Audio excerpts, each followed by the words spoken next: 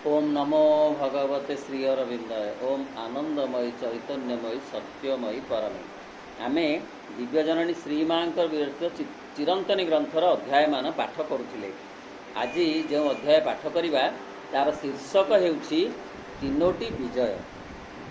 आम जीवन रे तीनोटी विजय किपरि हासिल करिबा को पड़िबो सेही संपर्क रे एक कथाटी रहिछि जहा जाति धर्म वर्ण निर्विशेष अभिप्रेत। पढ़िबा प्रथम विजय हैला तुम भितर एक व्यक्तित्वटी को गठन करिबा। प्रत्येक मनुष्य पाई ताहा प्रयोज्य। केवल इंद्रिय मानकर सेवारे लगी रही जीवन कटेई देले जीवनर कौनसी यथार्थता रहिब नाही। कारण इंद्रिय मान रहिबे नाही, शरीर रहिब नाही, प्राण जो प्राण अच्छी वर्तमान से प्राण रहिब नाही, मन रहिब नाही। जे रहिब ता पाखरे पहुँचीबा पाई कि प्रत्येक व्यक्ति जाति धर्म वर्ण निर्विशेष रे आसिछन। प्रत्येक धर्मर ताहा ही लक्ष्य जे जेउ सूक्ष्म चेतना आम भितरे अछंती तांको पाखकू जिबा। ये होची प्रत्येक धर्मर ये होची शेष लक्ष्य। जीवाकू हेले आमको कौन करिबाकू पड़िबो ताहा बड़ कथा। अर्थ आमे निजर व्यक्तित्व को गठन करिबा। व्यक्तित्व कहिले एठी इगो को बुझौ नाही, अहं को बुझौ नाही, बुझौछि आम भितरे थिबा आत्मिक सत्ता को। ता पाखरे पहुँचीबा पाई प्रयास करिबा दरकार। ए इंद्रिय मानकर सहयोग दरकार, शरीरर सहयोग दरकार, प्राणर सहयोग दरकार, मनर मध्य। किंतु आमे साधारण भावरे भाबु जे जीवनर लक्ष्य हेउछि इंद्रिय तृप्ति, जीवनर लक्ष्य होउछि प्राणिक वासनार परितृप्ति, जीवनर लक्ष्य होउछि मनर विकास, जीवनर लक्ष्य होउछि सते धनर अर्जन, जीवनर लक्ष्य होउछि क्षमता लाभ, जीवनर लक्ष्य होउछि प्रतिष्ठा पाइबा। एगुड़ाक आम साधारण भाव भाविचु एगुड़ाक जीवनर लक्ष्य नुहे, एगुड़ाक जीवनर आगुक जीवाक माध्यम। तो एगुड़िक ग्रहणीय किंतु माध्यम भाव में ग्रहणीय।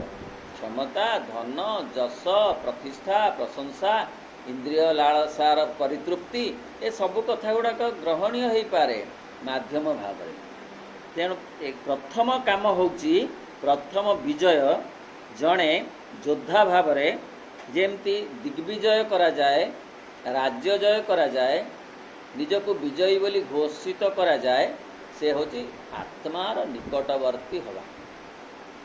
जीए आत्मार निकटवर्ती होई पारिछि गोटे जन्म रे से जन्मर सार्थकताटाकू लाभ करिछि।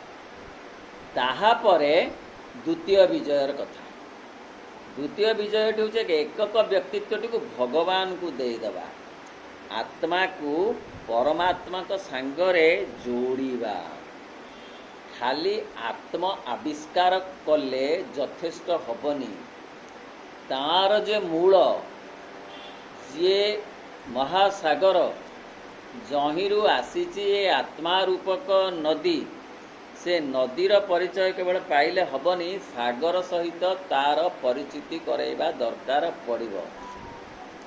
तेणु द्वितीय विजय है आमर जे से परमात्मांकर निकटवर्ती हवा, तांकु अनुभव करिबा आत्मा माध्यम। परमात्माकर उपलब्धि हबनी हाथ गोड़ नाक कान माध्यम। परमात्मांकर उपलब्धि हबनी प्राण प्रवृत्तिर जो जहाँ को आमे कहूँ तार पराकाष्ठारे, बा अन्य भाषा रे कहिले शरीर मन प्राण द्वारा परमात्मांकर सीधासलख प्राप्ति हबनी, आत्मा द्वारा परमात्मांकर प्राप्ति हब। तृतीय विजय हैला जेतेबेले ईश्वर तुमर व्यक्तित्व को परिवर्तन करी ताहाको एक दिव्य सत्य रे परिणत करिवे। तापर शरीर प्राण मन से परमात्मांकर प्रभाव रे प्रभावित होई शरीर रूपांतरित हब दिव्य शरीर रे, प्राण रूपांतरित हब दिव्य प्राण रे, मन रूपांतरित हब दिव्य मन रे। तेबे जाई जीवनर पूर्णता आसीब। जेतेबेल पर्यंत आत्मज्ञान अर्जन होई नाही, जेतेबेल पर्यंत परमात्माकर ज्ञान अर्जन होई नाही, जेतेबेल पर्यंत ए शरीर प्राण मनर रूपांतर घटी नाही, सेते पर्यंत जीवन सार्थकतार मिलिब नाही। सार्थकता जीवन रे अपूर्ण हब जीवन। जो कथा कहा जाइछि पूर्ण जोगरे the aim of life is to discover the divine, to realise the divine, to manifest the divine. तीनिटा काम रे प्रत्येक मनीष सी ऑस्ट्रेलिया थांतु कि अमेरिका थांतु, जापान रे थांतु कि जर्मन रे थांतु, काम होउची प्रथमे निज भितरे थिबा भगवत्ता को आत्मा को आविष्कार करिबा, तापरे तांकु अनुभव करिबा, तापरे तांको अभिव्यक्त करिबा, परमात्माकर स्पर्श नहीं तांको अभिव्यक्त करिबा। तीनोटी स्तर बा सोपान रही। प्रथम सोपानटी है निजे एक व्यक्तित्वर अधिकारी हेबा। मु एक आत्मा, मु शरीर नुहे, मु प्राण नुहे, मु मन नुहे। ताले एमाने कौन ना एमाने मोर अर्थ आत्मार। आत्मार आत्मा शरीर धारण करिछि, अतएव शरीर होउछि आत्मार। आत्मा प्राण को धारण करिछि, अतएव प्राण होउछि आत्मार। आत्मा मन को धारण करिछि, तेणु मन होउछि आत्मार। जदि जणे एई चेतना रे रहे ताहले तार आत्म आविष्कार पथ प्रशस्त। स्वामी विवेकानंद गोटे भाषण रे एई कथाटी कहिथिले विशेष भाव जे जणे डाक्तर जदि निजकू एक आत्मा बोली विचारी रोगी सेवा करे तो भल डाक्तर हो। जणे शिक्षक जदि निजकू एक आत्मा भावी शिक्षकता करे ताल से भल शिक्षक हो। जड़े संगीतज्ञ जड़े निजक आत्मा बोली भाविक जदि संगीत चर्चा करे ताल से भल संगीतज्ञ होता। जड़े शिल्पी जदि निजक एक आत्मा भाव में विचार करी शिल्प साधना करे ताल से भल शिल्पी हो पाए। कहबार अर्थ अहं पशि पारिब नाही। अहं पशि जाए मन बाट दे, अहं पशि जाए प्राण बाट दे, शरीर बाट दे मध्य केतेकांश अहं पशि गले आत्मिक चेतना आसीब नाही। अलगा बाटरे हब जे मु डाक्तरी विद्या करुची पैसा पाई, मु संगीत साधना करुची तालीम पाइबा पाई, प्रशंसा पाइबा पाई, मीडिया केते मोर प्रचार हैला कि नाही ये गुड़िकरे मन रहिबो। जदि आमे आत्मा को गुरुत्व न देई आमे ये शरीर को प्राण को मन को गुरुत्व दऊ जहाँ आजिकल सचराचर घटुची से कथा ही घटो। यश प्रशंसा पैसा पछरे मनीष धाइब कौन विनिमय रे ना शिक्षकता विनिमय रे, डाक्तरी विनिमय रे, चित्र विनिमय रे, संगीत विनिमय रे, नृत्य विनिमय रे, अभिनय विनिमय रे। ता नुहे आत्मा आविष्कार पाई नृत्य एक माध्यम हेउ, आत्मा आविष्कार पाई संगीत एक माध्यम हेउ, आत्मा आविष्कार पाई शिक्षकता गोटे माध्यम हो, आत्मा आविष्कार पाई सैनिकत्व कृषकत्व गोटे माध्यम हो। तेणु प्रथम सोपान है निजे एक व्यक्तित्वर अधिकारी हवा। द्वितीयटी है व्यक्तिटीर ईश्वर पाखे आत्मसमर्पण। थरे जदि आत्मिक चेतनार स्पर्श मिल ताहले ए सबू बुझी हब मोर नुहे तांकर माने भगवान ए शरीर से देइछंती ए प्राण तांकर ए जगत तांकर ए धन जहाँ मु बोली जहाँ को कहूँ मु अर्जन करिछि से सब तांकर कारण एगुड़िक एठी थिला मो पाखक आसीछि मु तार रक्षक भाव रखी पुणी एठी रहिबो एगुड़िक किछि किछि गोटे पोटे होकि मो पाख आसी जाइछि पुणी मोठू से विचुरित हो निश्चित तीन पुरुष पाखे जो जमी था से नहीं गलेनी से आसला पुणी से पुणी पुणी आउ कुआड़ कुआड़ जीव से थीब किंतु हस्तांतर हो चली कारण से ताकर माने पूर्व पुरुष नुह भगवान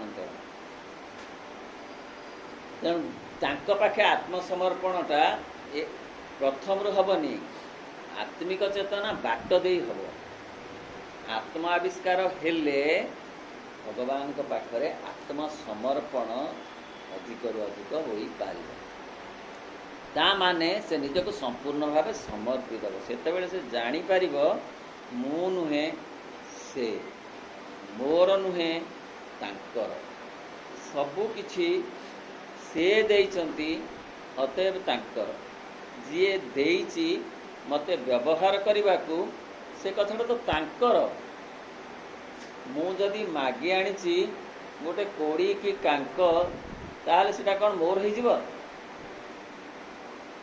मो काम सारिकी मु तांकु फेरौची कहीं तांकर बोली ना जहाँ जहाँ घर मागी आनी कौन ताको रखीदे मोर करी आज नाही प्रेसर कुकर भांगी जाइए घर मागी आनली बोली रखीदेली कहि हजिगला कहि ना फेरेबी ताकू फेरेबी जे पुणी भल कि माजिक फेरेबी ना सेमती अंगठा मंठा कर फेरेबी बेस तेणु शरीर को सुस्थ रखी ताकू फेरेबा को पड़ो प्राण को खूब खुशी रखी ताकू फेरे कारण सीए जितेबाला प्राण देइथिले सेतेबाला एमती एमती सुकुटकी दे नथिले भल प्राण देइथिले भल शरीर देइथिले गला बेलू तांको सेमती शरीर भल आ भल प्राण भल मन फेरेबा दरकार नहेले अपराध हबनी भगवान कहबेनी तते एमती शरीर दे नथिली जत्न नेलुनी कहीं शरीर तते एमती प्राण दे नथिली एते उद्दंड हेलु कौन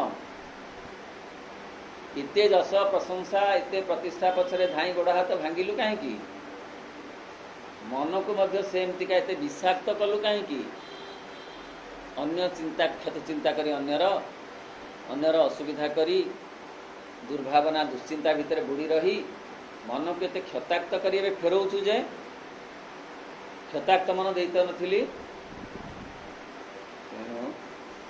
ए कथा गुड़िकर जत्न नवा आध्यात्मिकता दृष्टि अत्यंत आवश्यक शरीर मन प्राण ईश्वर पाखे आस्था माने से निजक संपूर्ण भाव समर्पण कर संगे एक हो तृतीय सोपानटी है ईश्वर से व्यक्तित्व को निज अधिकार को नहीं सहित जोड़ी हेले सी बाग्य तैयारी करिवे आमे अहम सांगरे जोड़ी हेइछु बोली से आमको तांक बागरे तैयारी करि पारना से चाहती प्रत्येक मनुष्य दिव्यत्वर अधिकारी हेउ प्रत्येक मनुष्य पाखरे भगवत चेतना रहू मात्र अहम ताहा करई दौ नाही अहम एभली भाव में शासन करुच्ची आमको जे भगवान को से जमा स्वीकार करूना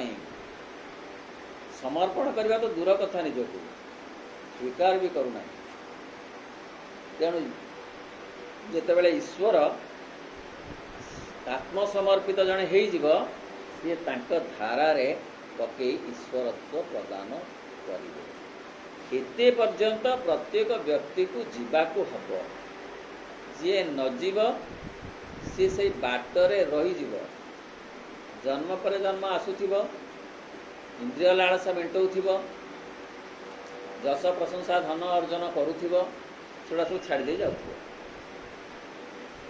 କିଛି ନେବାକୁ ନଥିବ। ଗଲାବେଳକୁ ବୁଝିପାରୁଥିବ ଯେ ଏସବୁ ବୃଥା ବୃଥା ଗୁଡ଼ାକ ଅର୍ଜନ କଲି, କିଛି ତ ହେଲା ନାହିଁ, କିଛି ତ ଯିବନି, କିଛି ତ ଯିବନି, ଧନ ନା ଏ ଟଙ୍କା ସୁନା ନା ଏ ଘର ଦ୍ୱାର ନା ଏ ତ କିଛି ଯିବନି, ଏପାଇଁ ଧାଇଁଲି କେତେ। ଈଶ୍ୱର ଯଦି ବ୍ୟକ୍ତି ନିଜ ଅଧିକ ତାକୁ ତାର ଅନୁରୂପ ଗଢ଼ିବେ, ତା ମାନେ ସେ ମଧ୍ୟ ଈଶ୍ୱର ହୋଇଯିବ। ସେତେବେଳେ ଯାଇ ମଣିଷ ଭଗବାନରେ ବି ପରିଣତ ହୋଇଯିବ, କାରଣ ମଣିଷ ଭିତରେ ସେପରି ସାମର୍ଥ୍ୟ ଅଛି। ସାଧାରଣତଃ ଅନ୍ୟ ସବୁ ଯୋଗପଥର ଲକ୍ଷ୍ୟ ଦ୍ୱିତୀୟ ବିଜୟଟିରେ ସମାପ୍ତ ହୋଇଯାଏ। ପୂର୍ଣ୍ଣ ଯୋଗ ଆଉ ପ୍ରାଚୀନ ଯୋଗ ଭିତରେ ତଫାତ୍ ହେଉଛି, ପ୍ରାଚୀନ ଯୋଗରେ 2ଟା ଭିକ୍ଟ୍ରି, ପୂର୍ଣ୍ଣ ଯୋଗରେ 3ଟା ଭିକ୍ଟ୍ରି। ପ୍ରାଚୀନ ଯୋଗରେ 2ଟା ଭିକ୍ଟ୍ରି କ'ଣ ନା, ଗୋଟିଏ ହେଉଛି ଆତ୍ମା ଆବିଷ୍କାର, ଆଉ ଗୋଟିଏ ହେଉଛି ପରମାତ୍ମା ପ୍ରାପ୍ତି। ପୂର୍ଣ୍ଣ ଯୋଗରେ ଏ 2ଟା ଯାକ ଅଛି, ପ୍ଲସ୍ ପରମାତ୍ମାଙ୍କର ଯେଉଁ ଅଭିବ୍ୟକ୍ତି ଶରୀର ପ୍ରାଣ ଆଉ ମନରେ, କାରଣ ମନ ଆଉ ପ୍ରାଣ ଆଉ ଶରୀରରେ ଯେଉଁ ଅନ୍ଧାର ଅଛି, ସିଏ ଅନ୍ଧାରକୁ ପରମାତ୍ମା ରୂପକ ଆଲୋକ ଆଲୋକିତ କରିବ। ଏଇଟା ପୂର୍ଣ୍ଣ ଯୋଗରେ ଅଧିକା ଅଛି।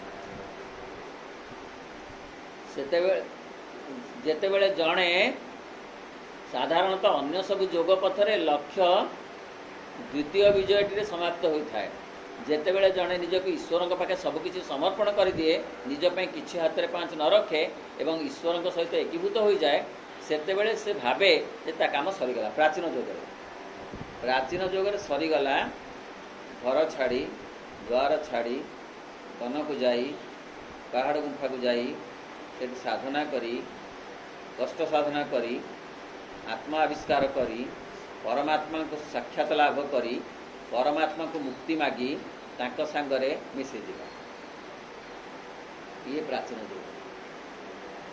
ଶ୍ରୀ ଅରବିନ୍ଦଙ୍କ ଯୋଗରେ କେଉଁଠିକି ନ ଯାଇ, କିଛି ନ ଛାଡ଼ି, ଏଇଠି ରହି ଯେଉଁଠି ଯିଏ ଅଛି, ଯେଉଁ କାମରେ ଅଛି ସେଇ କାମରେ ରହି ଯଦି ଜଣେ ଅହଂକୁ ଅତିକ୍ରମ କରିବ, ଅହଂକୁ ମାଲିକ ନ ଭାବି ଭଗବାନଙ୍କୁ ମାଲିକ ବୋଲି ଭାବିବ, ଯାହା ଯାହା ତାକୁ ମିଳିଛି ସେ ସବୁ ଭଗବାନ ଦେଇଛନ୍ତି ବୋଲି ଭାବିବ, ତାହେଲେ ସେ ଆତ୍ମାର ଟିକିଏ ନିକଟବର୍ତ୍ତୀ ହେବାକୁ ଆରମ୍ଭ କରିବ। ସେତେବେଳେ ସେ ଭାବେ ଯେ ତା କାମ ସରିଗଲା। ପ୍ରାଚୀନ ଯୁଗରେ ତାର ଆଉ କିଛି କରିବାର ନାହିଁ, ତାର ସବୁ କିଛି ହେଇଗଲା, ପରମାତ୍ମା ଭେଟ ହେଇଗଲେ ମାନେ ହେଇଗଲା। କିନ୍ତୁ ପୂର୍ଣ୍ଣ ଯୁଗରେ ଆଉ ଟିକେ ଆଗକୁ ଯିବାକୁ ଅଛି।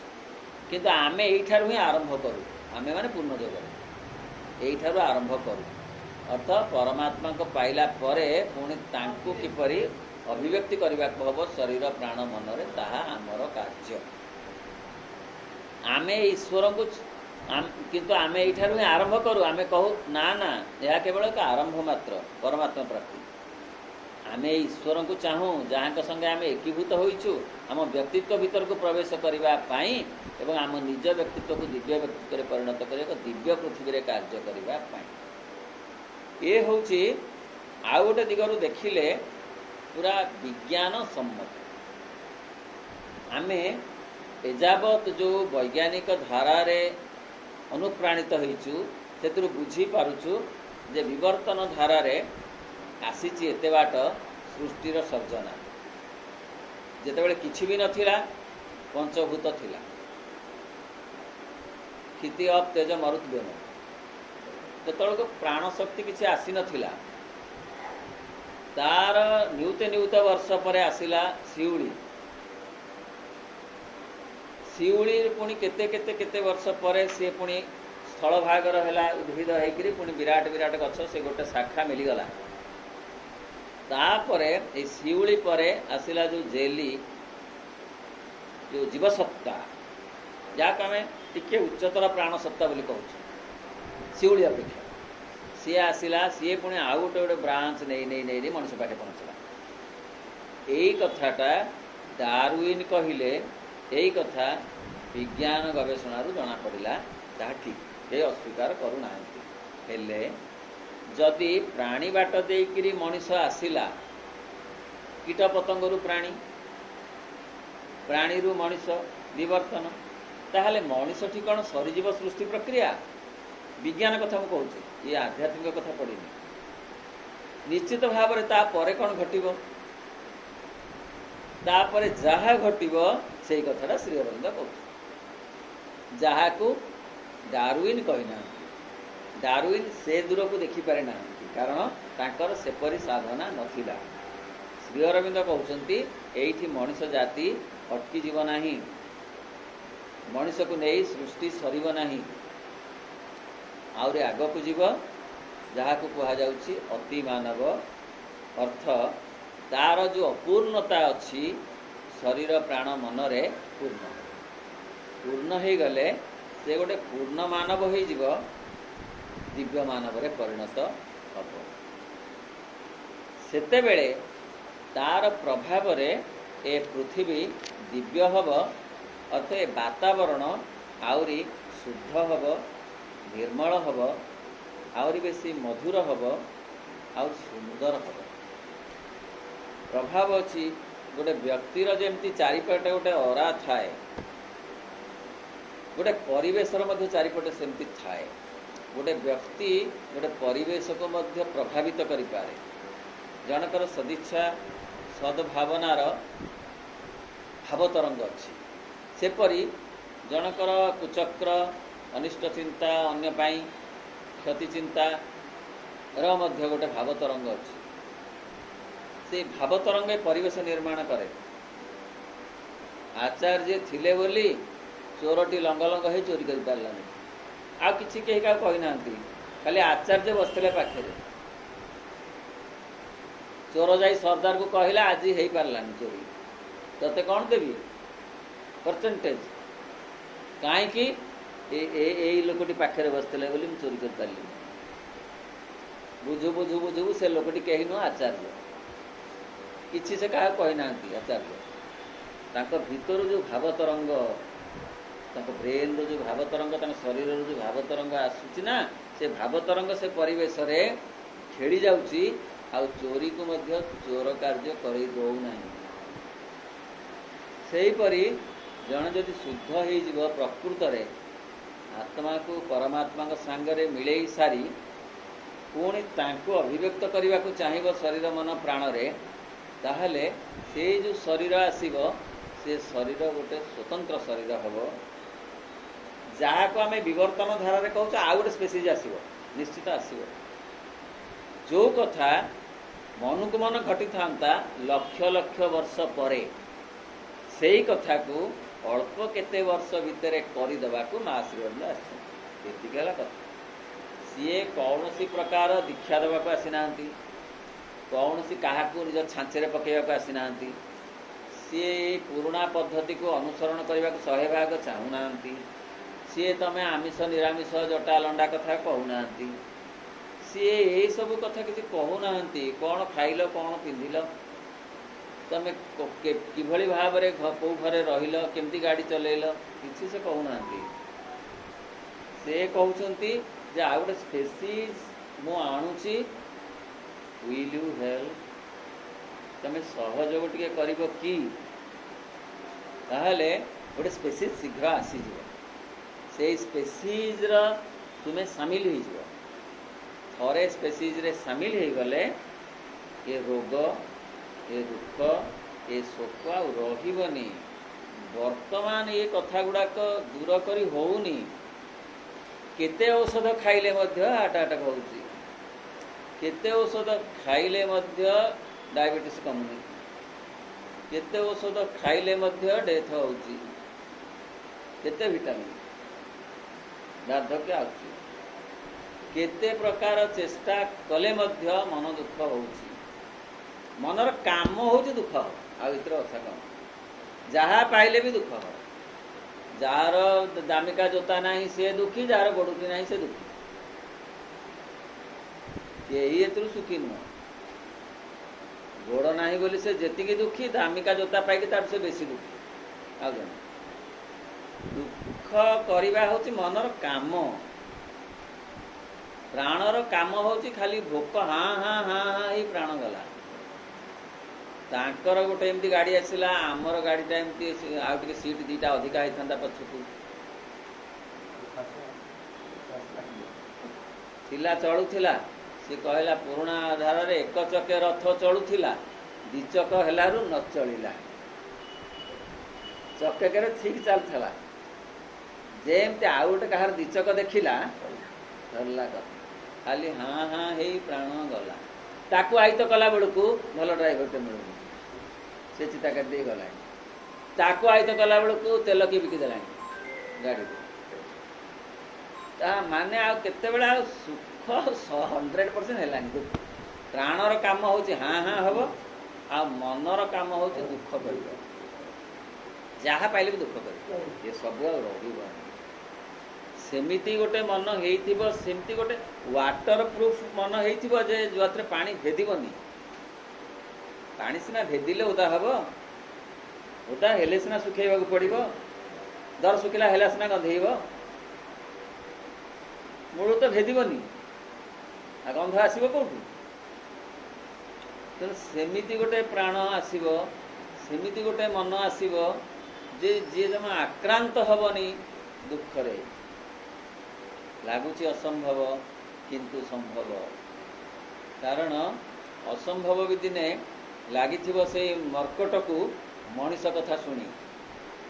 ଯଦି କିଏ ତାଙ୍କ ଦଳପତି ଆସି କହିଥିବେ ଜାଣିଛ ଏମିତି ଗୋଟେ ଜୀବ ଆସିବ, ଅଧା ବାଟରେ ହେଲାଣି, ମୁଁ ଦେଖିପାରୁଛି, ନଥିବ ତାର ଲାଙ୍ଗୁଡ଼, ଦୁଇଟା ଗୋଡ଼ ଥିବ, ଆଉ ସେ ଏମିତି ସିଧା ହେଇ ଚାଲୁଥିବ, ଆମ ପରିକି ଏମିତି ନୁହଁ, ତାର ରୁମ ନଥିବ, ସେ ହସି ଉଡ଼େଇ ଦେଇଥିବେ, କହିବେ ଏମିତି ଅସମ୍ଭବ, ଲାଙ୍ଗୁଡ଼ ନଥିବ ହବନି, ଆଉ ରୁମ ନଥିବ ହବନି, ଚାରି ଗୋଡ଼ ନଥିଲେ ଚାଲି ହବନି, ଆମେ ତ ଚାଲିପାରୁନି, ସେ କ'ଣ ଚାଲିଯିବ?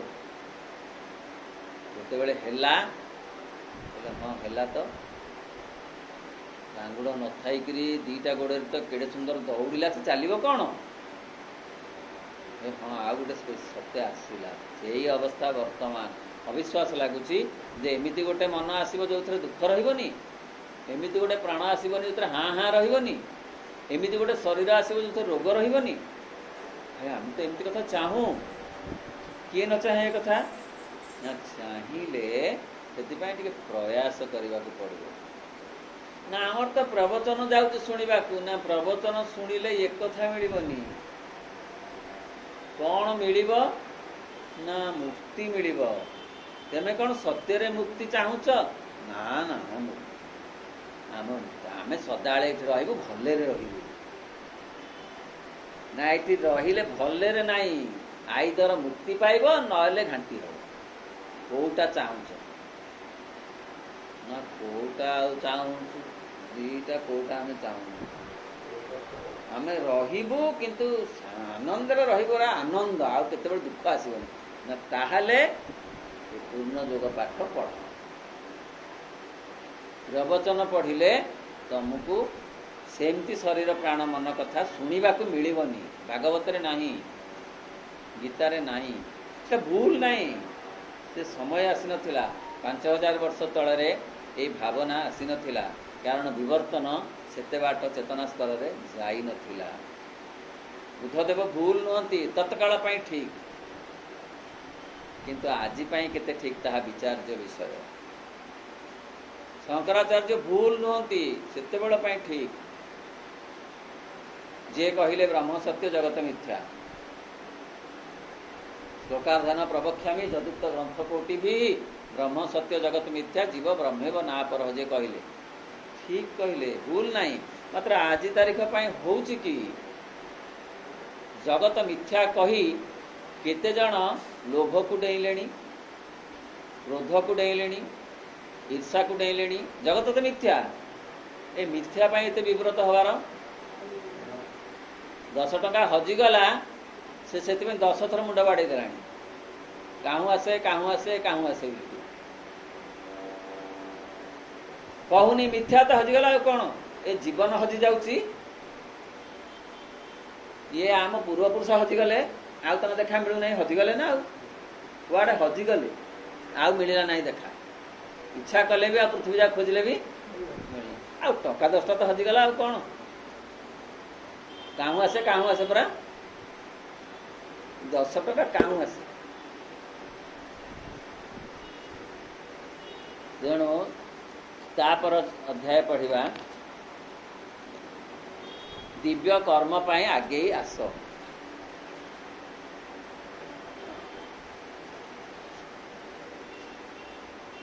ଯଦି କେହି ମୋ ପାଖକୁ ଆସି କହେ ମୁଁ କାମ କରିବା ପାଇଁ ଆସିଛି, ନିଜକୁ ଉପଯୋଗୀ କରିବାକୁ ଆସିଛି, ତାହେଲେ ଠିକ୍ ଅଛି। କିନ୍ତୁ ଯଦି କେହି ଆସି କହେ ବାହାରେ ମୋର ବହୁତ କଷ୍ଟ, ସେସବୁ କଷ୍ଟ ବାଧା ବିପତ୍ତିକୁ ମୁଁ ଅତିକ୍ରମ କରିପାରୁନାହିଁ, ତେଣୁ ମୁଁ ଏଠାକୁ ଆସିଛି କାରଣ ଏଠି ମୁଁ କିଛି ସାହାଯ୍ୟ ପାଇବି, ତାପରେ ମୁଁ ତାକୁ କହିବି ନା ନା ଏ ଜାଗା ତୁମକୁ ଆହୁରି ଅଧିକ କଷ୍ଟ ଦେବ। ଅର୍ଥ ଇଏ ହେଉଛି ଶ୍ରୀମାଙ୍କର କଥା, ଇଏ ହେଉଛି ପଣ୍ଡିଚେରୀ ଆଶ୍ରମର କଥା। ଅନ୍ୟ ଅନ୍ୟ ଆଶ୍ରମକୁ ଯେଉଁମାନେ ବାବାଜୀ ହେଇଯାଉଛନ୍ତି, ଯେଉଁମାନେ ସାଧୁ ହେଇଯାଉଛନ୍ତି, ଯେଉଁମାନେ ସନ୍ନ୍ୟାସୀ ହେଇଯାଉଛନ୍ତି, ସେ ଶବ୍ଦ ଏଠି ନାହିଁ, ଏଠି ନାହିଁ। ଶ୍ରୀ ଅରବିନ୍ଦଙ୍କ ଆଶ୍ରମରେ ତାର ଖାଲି କୌଣସି ଗୋଟେ ନାମ ଦିଆ ହେଇପାରିଲା ନାହିଁ ବୋଲି ସେ ଅନୁଷ୍ଠାନକୁ ଶ୍ରୀ ଅରବିନ୍ଦ କହିଲେ କ'ଣ ନାଁ ଦେବି, ଗୋଟେ ଭାରତୀୟ ଶବ୍ଦ ଯେତେ ଖୋଜିଲି ପାଇଲି ନାହିଁ, ଆଶ୍ରମ ଗୋଟେ ଶବ୍ଦ ପାଇଲି, ତା ଛଡ଼ା ଶବ୍ଦ ପାଇଲି ନାହିଁ, ତେଣୁ ମୁଁ ତା ନାଁ ଦେଇଛି ଶ୍ରୀ ଅରବିନ୍ଦ ଆଶ୍ରମ ପଣ୍ଡିଚେରୀ। କିନ୍ତୁ ଆଶ୍ରମରେ ସେଠି ସନ୍ନ୍ୟାସୀ ନାହାନ୍ତି, ସେଠି ସାଧୁ ନାହାନ୍ତି, ସେଠି ମହନ୍ତ ନାହାନ୍ତି, ସେଠି ଏମାନେ ନାହାନ୍ତି। ସେଠି ଯେଉଁମାନେ ଅଛନ୍ତି ସେମାନେ ସବୁ କର୍ମୀ ଅଛନ୍ତି, କାମ କରୁଛନ୍ତି, କେହି କାହା ପାଇଁ ପଦେ କଥା ହେବାକୁ ବେଳ ନାହିଁ। ବଡ଼ ବଡ଼ ଫ୍ୟାକ୍ଟ୍ରିରେ କାମ କରୁଛନ୍ତି, ସେମାନେ ହଳ କରୁଛନ୍ତି, ସେମାନେ ଧାନ କାଟୁଛନ୍ତି, ସେମାନେ ଧାନ ଅମଳ କରୁଛନ୍ତି, ଆଖୁ ପେଡ଼ୁଛନ୍ତି, ଗାଈ ଦୁହୁଁଛନ୍ତି, ଗାଈ ରଖୁଛନ୍ତି, ସେ ସବୁ କାମ କରୁଛନ୍ତି, ରୋଷେଇ ବି କରୁଛନ୍ତି, ବାଢ଼ିବାକୁ ତ ହଁ ପାଇଖାନା ବି ଦେଉଛନ୍ତି, ଲଣ୍ଡ୍ରି ସଫା କରୁଛନ୍ତି, ସବୁ ସେ କରୁଛନ୍ତି। ସେମାନେ କିଛି ସେମାନେ ବସିବାର ନାହିଁ, ମିନିଟିଏ ତାଙ୍କୁ ବସିବାକୁ ନାହିଁ। କିନ୍ତୁ ପ୍ରାଚୀନ ଆଶ୍ରମରେ ଗଲେ ସେଇଠି ବସିବାର ଅଛି, ଭଜନଟି କରିବ, ଫୁଲ ଗୁନ୍ଥିବ, କିଏ ଚନ୍ଦନ ଘୋରିବ, ତାପରେ ଅରୁଆ ଅନ୍ନ ପୁଞ୍ଜେ ଖାଇକରି ମୁହୁଡ଼ି ମାରିବ, ତାପରେ ଉଠିଲେ ପୁଣି ସନ୍ଧ୍ୟା ଆଳତି କରିବ, ତାର ସେ କାମଟା ଖରାପ ନାହିଁ, ସେଟା ସେ ଧାରା, କିନ୍ତୁ ସେ ଧାରା ଏଠି ନାହିଁ। ଏଇଠି ଅଛି କର୍ମଯୋଗ। ଫଳରେ ଯଦି ଜଣେ ଯାଇ କହିବ ଯେ ମୁଁ ସଂସାର ଜୀବନରେ ବଡ଼ କଷ୍ଟ ପାଉଛି, ମୁଁ ଆସିବି ଏଠି ଟିକେ ଆରାମରେ ଭଲରେ ରହିବି, ଟିକେ ସଂସାରରୁ ଦୂରେଇକି ରହିବି, ଶ୍ରୀ ଅରବିନ୍ଦଙ୍କ ଆଶ୍ରମରେ ଯେଉଁ ଅଛନ୍ତି ଯେଉଁମାନେ ଟ୍ରଷ୍ଟି, ସେ କହିବେ ନାଇଁ ଏଠିକି ସେ ବାବଦରେ ଆସନି, ସେ ବାବଦରେ ଆସିଲେ ତମେ ଯନ୍ତ୍ରଣା ପାଇବ, ଏତେ କାମ କରିବାକୁ ପଡ଼ିବ ଯେ ତମେ ଛି କରିଦେଇ ପୁଣି ଡେଇଁକିରି ପଳେଇବ ପାଛରେ। କ'ଣ ନା ଏଠୁ କମ୍ କାମରେ ତ ମୁଁ କେତେ ଆରାମରେ ଥିଲି, ମୁଁ 100 ଆରାମରେ ଆସିଲି ରହିବାକୁ ଯେ ମୂଳରୁ ଆରାମ ନାହିଁ। ମୁଁ ସେଠି 40 ପରିଶ୍ରମ କରିକିରି 60 ଆରାମ ପାଉଥିଲି। ନାତି ନାତୁଟେ ଗୋଡ଼ ମୋଡ଼ି ଦେଉଥିଲେ, ଟିକିଏ ପାଦରେ ତେଲ ଘଷି ଦେଉଥିଲେ, ଏଠି କିଛି ନାହିଁ। ପାଦ ବିନ୍ଧିକିରି ଫାଟିଗଲେ ବି କେହି ଟିକେ ଆସ୍ପଦ କରିବାକୁ ନାହିଁ, ମୋର ଦରକାର ନାହିଁ। ଛି ମୁଁ କି ଯୋଗରେ ଆସି ମହରଗରୁ ଆସି ଦାନ୍ତାରରେ ପଡ଼ିଲି। ତେଣୁ ଆଗରୁ ସାବଧାନ, ଏଠିକି ଆସ ନାହିଁ, ଯେଉଁଠି ଅଛ ସେଠି ଭଲରେ ଅଛ ବୋଲି ଭାବିକିରି ସେଇଠି ରହ, କାରଣ ଏଠି ମୁଁ କିଛି ସାହାଯ୍ୟ ପାଇବି। ତାହେଲେ ମୁଁ କହିବି ନା ନା ନା ଏ ଜାଗା ତୁମକୁ ଆହୁରି କଷ୍ଟ ଦେବ ଏବଂ ତୁମ କଷ୍ଟ ଆହୁରି ଅଧିକ ମାତ୍ରାରେ ବଢ଼ିଯିବ। ଏବଂ ଏହାର ଅର୍ଥ ଏହିପରି ଯେ ସେଇ ଦୁଃଖ କଷ୍ଟ ଆପଦ ବିପଦ ଗୁଡ଼ିକ ଜଣଙ୍କର ବ୍ୟକ୍ତିଗତ ବ୍ୟାପାର ନୁହେଁ, ସେଗୁଡ଼ିକ ସାମୂହିକ ଦୁଃଖ କଷ୍ଟ ବା ଆପଦ ବିପଦ। ଆପଦ ବିପଦ ଗୁଡ଼ାକ ସବୁ ସାମୂହିକ ବି ଅଛି, ଭାସି ବୁଲୁଛନ୍ତି ଚାରିଆଡ଼େ, କ୍ରୋଧ, ଈର୍ଷା, ହିଂସା, ଛଳନା, ଠକାମି, ଏଗୁଡ଼ା ବୁଲୁଛନ୍ତି, ସୁବିଧା ପାଇଲେ ଖାଲି ଭିତରକୁ ପଶି ଯାଉଛନ୍ତି। ଆମ ଭିତରେ ସେ ଗ୍ରହଣଶୀଳତା ଅଛି ବୋଲି ସେ ପଶି ଯାଉଛନ୍ତି। ଆମ ଭିତରେ ଯଦି କ୍ରୋଧର ପ୍ରବଣତା ନଥିବ, ଆଉ ଜଣେ ଯେତେ କ୍ରୋଧ କରୁଥିଲେ ପାଖରେ ମଧ୍ୟ କ୍ରୋଧ ଆସିବ ନାହିଁ। ଆମ ଭିତରେ ଯଦି ଲୋଭର ପ୍ରବଣତା ନାହିଁ, ଜଣେ କିଏ 5ଟା ଲଡ଼ୁ ନେଇଗଲା ଚୋରେଇକିରି ବୋଲି ଜମା ଇଚ୍ଛା ହବନି। ଯଦି ଭିତରେ ଅଛି, ସିଏ ଯଦି 5ଟା ନେଇଗଲା, ମୁଁ କାହିଁକି 6ଟା ନେଇଯିବି? ତାକୁ ଯଦି କେହି କିଛି ନ କହୁଛନ୍ତି, ମୁଁ କାହିଁକି ନେଇଯିବିନି? ଆସିଲା କୋଉଠୁ? ଭିତରେ ଅଛି ବୋଲି। ତେଣୁ ଏଗୁଡ଼ିକ ସବୁ ସାମୂହିକ କଥା ଗୁଡ଼ିକ, ସାର୍ବଜନୀନ କଥା ଗୁଡ଼ିକ। ତେଣୁ ଏଗୁଡ଼ିକକୁ ତମେ ଏଥିରୁ ପାର ନହେଲେ ସେଭଳି ଜାଗାକୁ ଯାଇପାରିବନି, ଯେଉଁଠି କାମ କରିବ ଦରମା ନାହିଁ,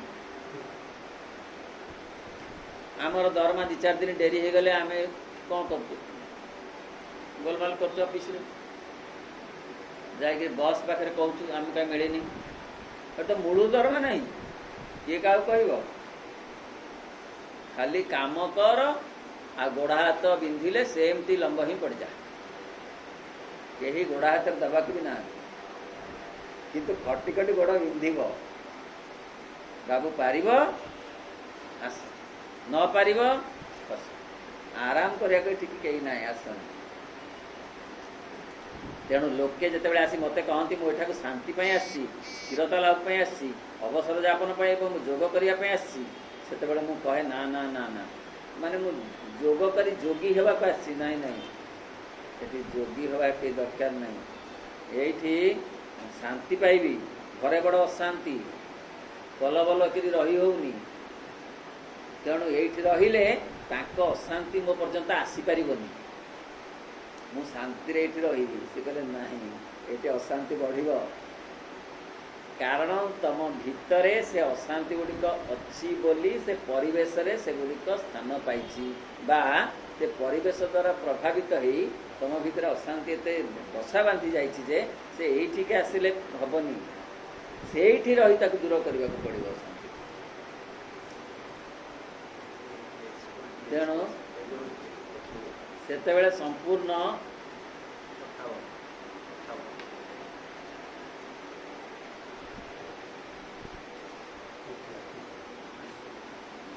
मुठा को आसी अनुभव करुँची भगवान कर्म सकाशे निजक उत्सर्ग करी मत तुम्हें जो कम दब ता करने को प्रस्तुत अच्छी ताहले मु कहबी भल ठीक अच्छे तुम्हें जो शुभेच्छा अच्छी सहनशीलता अच्छी एवं किसी सामर्थ्य अच्छी ताहले ठीक अच्छे ये जदि आसवा चाहूच तुम 3टा क्राइटेरिया दरकार कौन तुम भितर शुभेच्छा अच्छी कि कहापाई और others for the whole universe ये कि शुभेच्छा अच्छी कि तुम्हें अन्य कि सदिच्छा रखिपार कि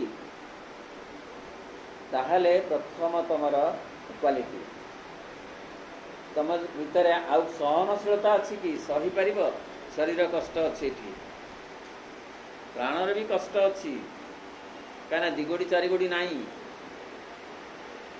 भात को डालमा खाई खाई गया आउ हाथ मारदेव भी नहीं आम कहूने गोटे आउ हाथ मार कौन अच्छी भजा टिके खटा टिके नहीं किसी नहीं आर यू रेडी तेणु सहनशीलता प्राण भी सह्या पड़ो शरीर सहवाक पड़ो कष्ट कामर कष्ट अच्छी ना हल कर जी हल करा से हल कर ना जी पाठ पढ़ुला ताकू भी हल करा पड़ो आर यू रेडी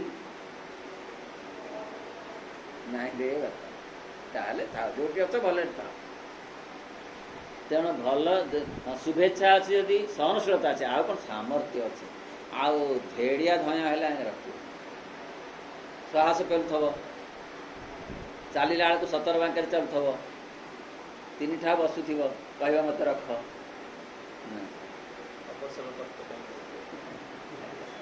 ना हेनी सुस्थ अच्छ स्नेही सरल से माने शुभेच्छु अच्छ सही पार शरीर प्राण आ मनर कष्ट शरीर कष्ट तो श्रम प्राण कष्ट तो भात डालमा आ किसी हाथ मारे शाखा नहीं आ मन कष्ट होची इच्छा करी कुआडे पार्टी इच्छा करी कोटी पिकनिक इच्छा करी कोटी गोटे बुलवा चलवा फंक्शन बार खडे अमुक फंक्शन से सब एमती नहीं से सब नहीं आज ये बाघरिया कौन मेनू बोलिक आग सका हिसाब सब नहीं आसब हाँ आज्ञा नहीं खाऊ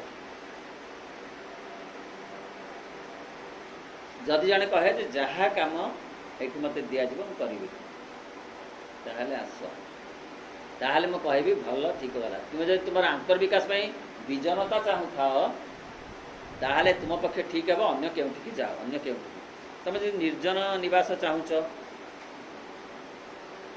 केवल जोग साधना करने को चाहूच जंजाल मुक्ति पाइबापी ताहले आउ कोठी जाओ आउ केते आश्रम अछि केते आश्रम अछि हिमालय रे केते आश्रम अछि अन्य अन्य जगह केते गंगाकुल रे केते आश्रम अछि जाओ सेठी साधु हबो सन्यासी हबो जंजाल मुक्ति मिलिब निश्चित चाकरी सीना थिले बस पदे गाड़ी दउछि घर सीना थिले एता पार्टी करछथि मुळुरु गले राजी हेकरी आउ थिबो कि मुळुरु तो लंडा पानी आउ दरकार कौन से अवस्था चाहूँ अन्य आश्रम जाओ एठी किंतु सेमती आश्रम नुहे बोली पंडिचेरी आश्रम से कहते पढ़ा तापर चैप्टर यही दिव्य कर्म कहीं कर्म केतेबेले दिव्य हम आ कौन पाई से दिव्य हवा दरकार पढ़ा जहाँ कि परिपूर्णता आम अर्जन करने को चाहूँ ताहा व्यक्तिगत नुहे एथिरे किसी स्वार्थ केन्द्रिक लक्ष्य ना आम जो चाहूँ ना जो परिपूर्णता अर्जन करने को अर्थ आम चाहूँ एठी क्रोध ईर्षा हिंसा द्वेष असहिष्णुता पकामी छलना स्वार्थपरता या सब अतिक्रम करने एठी दरकार एठी कले जाई से पछ कथा एठी आग कर यही कथा को कले यहाँ आम भावुचु व्यक्तिगत कथा बोली ना ना ये भी सार्वजनिक तार गोटे भाइब्रेसन अच्छे गोटे शांत लोक पाखरे देखिब जेते अशांत लोक रहिले मध्य से ताकू 100 भाग शांत कर परिबनी ठीक ना जेते स्नेही लोक पाखरे जेते कपट लोक पड़िले भी तार स्नेहटा को 100 शून्य कर परिबनी क्या सी गोटे सार्वजनिक कथा जहाँ को सी प्राप्त करिछि एपरिकी जड़े जदि प्रकृत रे सबु दिगरु समस्त प्रकार नेगेटिविटी रु मुक्त हो ताहले तार प्रभाव रे से वातावरण मध्य प्रभावित होइजिवो।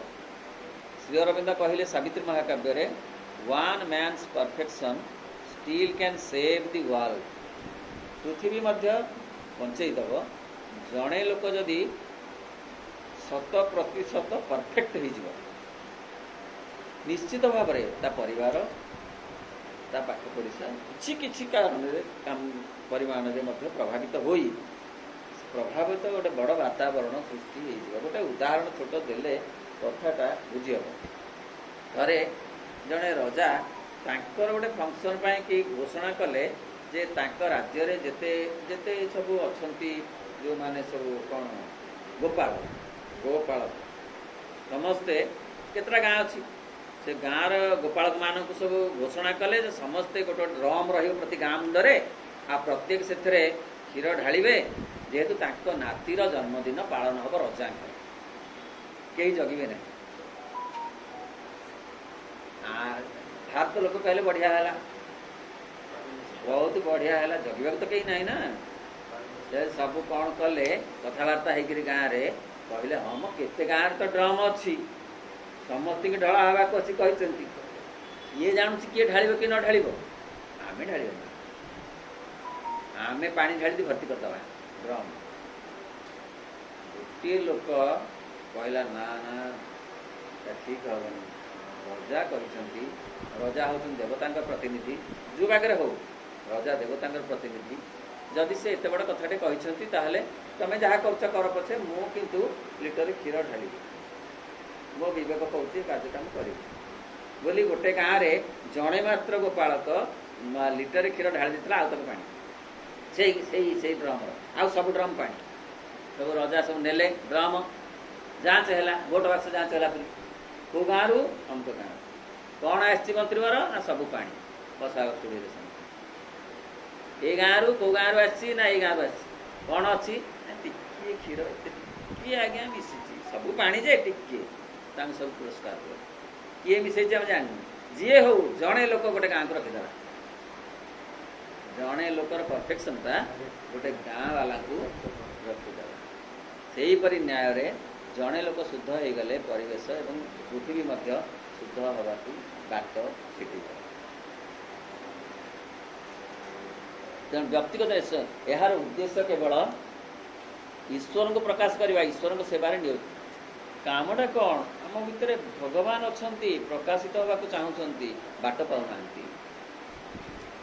रही जाउछंती पथर तलर घास परी से बाट खोजुचंती को बाटे प्रकाश करिवे पाइबे ठकामी बाटे नुह हिंसा बाटे नुह ईर्षा बाटे नुह स्नेह श्रद्धा मधुरता आनंद मादकता ये सबु बाटरे से चाहूँगी प्रकाशित होगा तेणु से कहते ईश्वर को सेवारे नियोजित हवा अर्थ निजे भल गुणर अधिकारी हवा अर्थ होची भगवत कार्य करवा प्रशंसा पाई नुह जड़े आउ जन को पचारे जे अमुक लोक किभलिया तुम जानिच से कहले बेसी किसी जाना दरकार से मो पर जने भल से कौन बुझीब से बाट जाक भाभी भाभी गला जे विशेष किसी बुझी पारा किंतु पदे कथारे से खुशी होकर गला किंतु बाट जाक भाभी भाभी गला जे कथाटार अर्थ कुआड़ी गला बोली ठीक भाव बुझी पारा मो परि जने भल लोक आउ बेसी बुझा दरकार ना ताମାନେ से कहूँ मु गोटे भल सर्टिफिकेट मते मु देछि मत कही दवा दरकार सी तक मापिला ये को भल ये तो चिता कटा नंबर 1 ताहले जहा कथा मु कहूँ से बोली सी भी बड़ असुविधा पड़ेगा कथा हूँ आम व्यक्तिगत कथा पाई जड़े भल प्रशंसा पाइब सर्टिफिकेट पाइब बोलिकी भल हवा दरकार नहीं भल हवापाई भल हो प्रशंसा पाइबा व्यक्तिगत परिपूर्णता आम स्वार्थपर भाव में अग्रगति अनुसरण करूना आम यह करुँ केवल प्रभुंर कार्य समाहित होगा कहीं डिवाइन प्लान अच्छी जे मनीष को से भगवान करेंगे देवता करेंगे आ गए स्पेसीज रे पहुँचे अतिमानव करेंगे तेणु से चाहूँगी जे यही सब कथा गुड़ाक नेगेटिव कथा गुड़ाक मनुष्य भितर जाऊ हेले सेथिपाई से मनुष्य को कहते जे तमें निजे सहयोग करा दरकार जोर जबरदस्त भगवान मनुष्य भितर गुड़ा काढ़े मनुष्य टिके निजे सचेतन हवा दरकार ना ए लोभ नाई नाई ए मोर नुहे मुझे कहीं ए जिनस तो ताकू भगवान देइछंती मु ईर्षा करी कहीं ए सुस्थता तो तार अच्छी मु कहीं से व्यस्त मोर असुस्थता अच्छी बोल समस्त असुस्थ हवा बाध्य मो बाड़ी रे जमा कदली गछ उधौनी बोलिकी तांका बाड़ी रे केड़े केड़े पेंडा पड़ुची राति अधर ता मूल गरम पानी ढाली देवी आउ थी कि तो पत्र तो पड़ जाव गच मर कारण मो बाड़ी रे कदली गछ उधौनी एगुड़ा कौन भगवान आसिक कहे एगुड़ा तो मनीष को निजी को निज सजाड़ा पड़ो प्रश्न किंतु कहीं भगवान का काम करूँ यह केवल आम उत्तर ना ना आदौ नुहे यह केवल ईश्वर को इच्छा करने को हम ये भगवान का काम मनीष निजक मनीष परिणत करवा भगवान चाहती 4टा स्तर दे तो जीवाक हम प्रत्येक मनुष्य प्रथम जो अवस्था अच्छी सी हूँ पशुत्व वर्तमान जो स्थिति अच्छी कमन माइंड कमन मैन गोटे पशु स्तर अच्छी कारण ता भितर पशु प्रवृत्ति भरी आर निद्रा भय मैथुन तो से केवल पशुर नुहे आहरी ता भर पशुर कौन ईर्षा अच्छी पशुर ईर्षा भाव अच्छी अन्यर क्षति चिंता अच्छी तलबल करवा ଆଉ ତାକୁ ତା ବିରୁଦ୍ଧରେ କେସ୍ କରିବା। ପଶୁ କେସ୍ କରୁଛି ଯାଇକି, ତାର 4ଟି କଥା ଛାଡ଼ି 5ଟି କଥା ନାହିଁ। ମଣିଷରେ 4ଟା କଥା ଛାଡ଼ି ଆହୁରି କେତେ ଅଛି। ସିଏ ଗୋଟିଏ ପଶୁ ବର୍ତ୍ତମାନ ଯେଉଁ ଅବସ୍ଥାରେ ଅଛି, ହୀନ। ସେ ପଶୁଠୁ ହୀନ। ସିଏ ଯାହା କରିବ ନା ପଶୁ ତାହା କରିପାରିବନି। ପଶୁକୁ ଆଉଁସି ଦେଲେ ଥୟ ହେବ, ମଣିଷକୁ ସେ ଆଉଁସି ଦେଲେ ସେ ଆହୁରି ବେଶୀ ଉତ୍ତେଜିତ ହେବ। ତେଣୁ ସାମାନ୍ୟ ପଶୁତ୍ୱରୁ ତାକୁ ଆଗ ଜୀବ, ଦ୍ୱିତୀୟ ସ୍ତର ହେଉଛି ମନୁଷ୍ୟତ୍ୱ। ମଣିଷ ହେବ। ମଣିଷ ହେଲେ କ'ଣ ଚାହିଁବ ନା ସେ କିଛି ଦବ। ପଶୁ କ'ଣ କରେ, ଖାଲି ନବ, ଦବନି। ସବୁ ଖାଇଯିବ, ସବୁ ନେଇଯିବ। ମଣିଷ କିଛି ଦବ ଆଉ କିଛି ନବ। ତାପର ସ୍ତରକୁ ଯିବ ଦେବତ୍ୱ। ଦେବତ୍ୱ ସ୍ତରରେ ସେ ଖାଲି ଦବ, ନବନି। ତାର କିଛି ଲୋଡ଼ା ନାହିଁ, ତାର କିଛି ଲୋଡ଼ା ନାହିଁ। ସେ ଖାଲି ଦବାକରେ ଆନନ୍ଦ ତାର। ତାକୁ କିଏ ଦେଲେ ସେ ଭଲ ପାଇବନି। ଦେବତ୍ୱ। ତାପରେ ଆସିବ ବ୍ରହ୍ମତ୍ୱ। ବ୍ରହ୍ମତ୍ୱ ଆସିଲେ ସେ ଆଉ ଗୋଟେ ସ୍ତରକୁ ଚାଲିଯିବ, ଯେଉଁ ସ୍ତରରେ ଆଉ ତାକୁ ଦବା ନେବା କିଛି ବି ନାହିଁ। ସେ ତ ଆହୁରି ଏକ ଭଗବାନଙ୍କ ସହିତ ଭଗବାନ ହେଇଯିବ। ତାକୁ ଆଉ କୌଣସି କଥା ସେ ଦବା ନେବାରେ ମାନେ ସେ ଦବା କଥା ନେବା କଥା ତାକୁ ବଡ଼ ନୁହେଁ। ତାକୁ ବଡ଼ ହେଉଛି ସେ ଆନନ୍ଦ ଭିତରେ ବୁଡ଼ିକିରି ରହିବ, ଦିବ୍ୟ ଆନନ୍ଦ ଭିତରେ। ସତେ ଯାହାର ଭଗବାନଙ୍କ ସହିତ ଦରକାର ଅଛି, ସିଏ ଏଇ କଥା ଗୁଡ଼ାକରେ ସେ ମନୁଷ୍ୟତ୍ୱରେ ଅଟକିବନି କି ଦେବତ୍ୱରେ ବି ଅଟକିବନି। ସିଏ ପୁରା ବ୍ରହ୍ମତ୍ୱ ପ୍ରାପ୍ତି ପର୍ଯ୍ୟନ୍ତ ଯିବ। ମନେ ପଡ଼ୁଛି ଜଣେ କବିଙ୍କର ଗୋଟେ ଲେଖାରୁ, ଜଗା କାଳିଆକୁ ଦେଖିବି ବୋଲି ମୁଁ ବଡ଼ ଦାଣ୍ଡେ ହେଲି ଛିଡ଼ା, ନୀଳ ଚକ୍ର ନେତ ଚୌବର୍ଗ ଯାଚେ, କିଛି ନାହିଁ ମୋର ଲୋଡ଼ା। ନୀଳଚକ୍ର କହୁଛି ମତେ ଦେଖ, ମୁଁ ତତେ ଧନ ଜନ ଗୋପଲକ୍ଷ୍ମୀ ଦେଇପାରିବି, ମୋର ସେ ସାମର୍ଥ୍ୟ ଅଛି। ତୁ ଏଇଆ ଚାହୁଁଛୁ ତ, ମୋଠୁ ନେଇକରି ଯାଉନୁ। ଏତେ ଲାଇନରେ ଠିଆ ହେଇ ଧସ୍ତାଧସ୍ତି ହେଇକରି ଭିତରକୁ କାହିଁ ଯିବୁ। ମୁଁ କହିଲି ମୋର ଦରକାର ନାହିଁ, ମୋର ତାଙ୍କୁ ଦରକାର। ମୋର ତାଙ୍କ ସାକ୍ଷାତ ଦରକାର। ମୋର ତାଙ୍କ ସହିତ ଦୁଃଖ ସୁଖ ହେବା ଦରକାର। ମୋର ଏଇ ଚତୁର୍ବର୍ଗ ଦରକାର ନାହିଁ। ଏ ସ୍ତରକୁ ଯିବାକୁ ହେବ। ଦେଇଦେଲେ ମୁଁ କୃତଜ୍ଞତା ଦେବି, ନାଇଁ ଆହୁରି ଉପର ସ୍ତରକୁ ଯିବାକୁ ପଡ଼ିବ ମୋତେ। ମୁଁ ନିଜେ ହେଇଯିବି ଭଗବାନ। ଦେବତ୍ୱରୁ ଆହୁରି ଉର୍ଦ୍ଧ୍ୱ ସ୍ତର। ଯେତେବେଳେ ପର୍ଯ୍ୟନ୍ତ ତୁମେ କର୍ମ ସହିତ ତୁମର ବ୍ୟକ୍ତିଗତ ଆଗ୍ରହ ବା କାମନା ଏକ ସ୍ୱାର୍ଥପର ସଂକଳ୍ପ ମିଶି ଯାଉଥିବ, ସେତେବେଳେ ପର୍ଯ୍ୟନ୍ତ ଏହା ଏକ ମିଶ୍ରଣ ହୋଇ ରହିବ। ଆମ ଅହଂ ମିଶି ଯାଉଛି କାମରେ ବୋଲି ସବୁ ଗୋଳମାଳ ହୋଇଯାଉଛି। କାମ ହୋଇଯାଉଛି କାର୍ଯ୍ୟ। କହୁଛୁ କଥା, କରୁଛୁ କଥା, ଭାବୁଛୁ କଥା। ଭିତରେ ଅନୁଭବ ଶୁଦ୍ଧ ନୁହେଁ, ମିଶ୍ରିତ। ଲାଭ ଲାଳସା, ଯଶ ଲାଳସା, କ୍ଷମତା ଲାଳସା କେମିତି ନା କେମିତି ରହୁଛି।